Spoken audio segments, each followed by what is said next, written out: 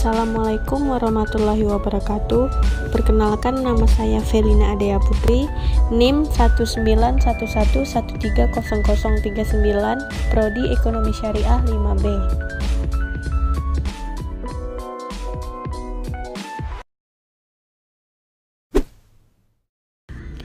Biografi Rasulullah Shallallahu Alaihi Wasallam. Nabi Muhammad lahir di Mekah hari Senin 12 Rabiul Awal pada tahun 571 Masehi. Rasul lahir dari ibu bernama Aminah dan ayahnya bernama Abdullah. Rasulullah Shallallahu Alaihi Wasallam pernah ditanya mengenai puasa pada hari Senin. Lantas beliau menjawab, "Hari Senin adalah hari aku dilahirkan."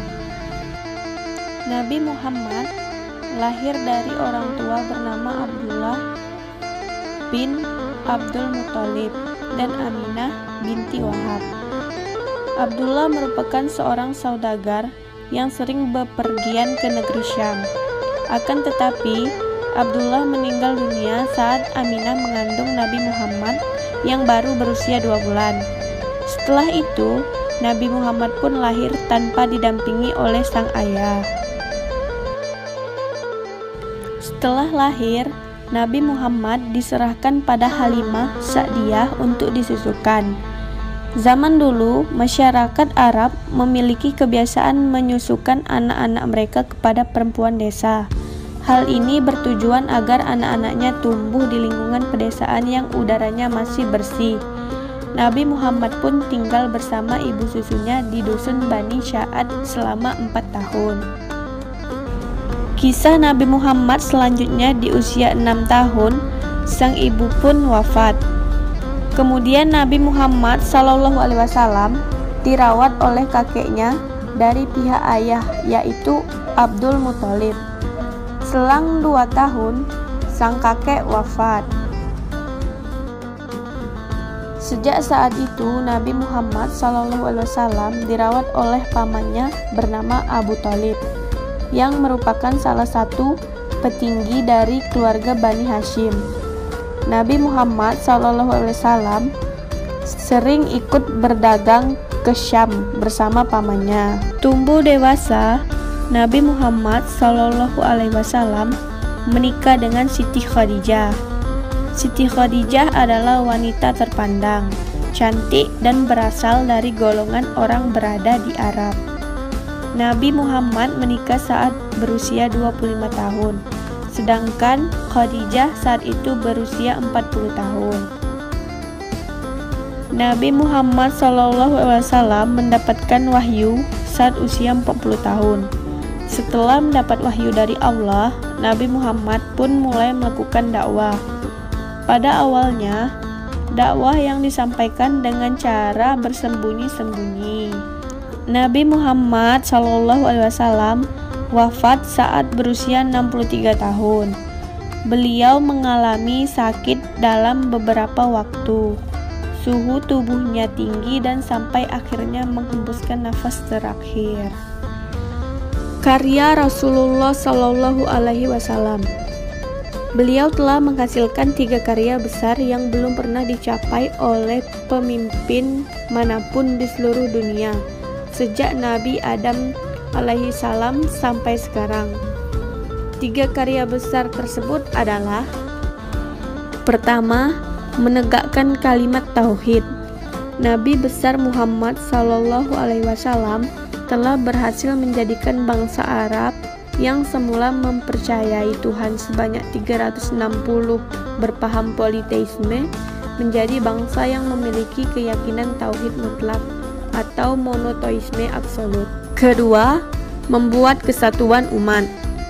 Nabi besar Muhammad SAW telah berhasil menjadikan bangsa Arab yang semua selalu melakukan permusuhan dan peperangan antar suku dan antar kabilah, kini menjadi bangsa yang bersatu padu dalam ikatan keimanan dalam naungan agama Islam. Yang terakhir, kesatuan pemerintahan. Nabi Muhammad SAW, kata Habib Rahman, juga telah berhasil membimbing bangsa Arab yang selamanya belum pernah memiliki pemerintahan sendiri yang merdeka dan berdaulat. Ini karena bangsa Arab adalah bangsa yang selalu dijajah oleh Persia dan Romawi, menjadi bangsa yang mampu mendirikan negara kesatuan yang terbentang luas mulai dari benua Afrika sampai Asia. Pemikiran ekonomi pada masa Rasulullah SAW. Semasa hidupnya, Nabi Muhammad SAW mengajarkan banyak hal kebaikan bagi umatnya, seperti berkaitan dengan masalah kemasyarakatan, masalah hukum atau fikih, politik, siasah, juga masalah perniagaan atau ekonomi muamalah. Sistem perekonomian pada masa Nabi Muhammad SAW merupakan sistem ekonomi yang berdasarkan syariat Islam dan berlandaskan Al-Quran dan Sunnah Rasul. Sejumlah aturan yang tertanam pada landasan perekonomian tersebut berbentuk keharusan melakukan atau sebaiknya melakukan sesuatu, juga dalam bentuk larangan melakukan atau sebaliknya tidak melakukan sesuatu.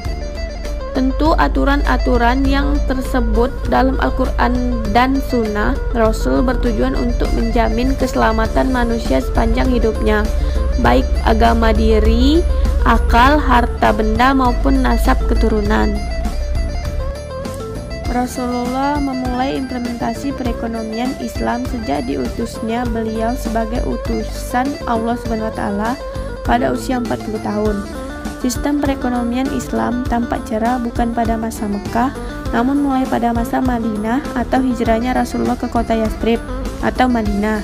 Adapun pada masa pemerintahannya, Rasulullah menerapkan pertama, jizyah, yakni pajak yang dibebankan kepada orang-orang non-muslim, khususnya ahli kitab, sebagai jaminan perlindungan jiwa, harta milik, kebebasan menjalankan ibadah, serta pengecualian dari wajib militer.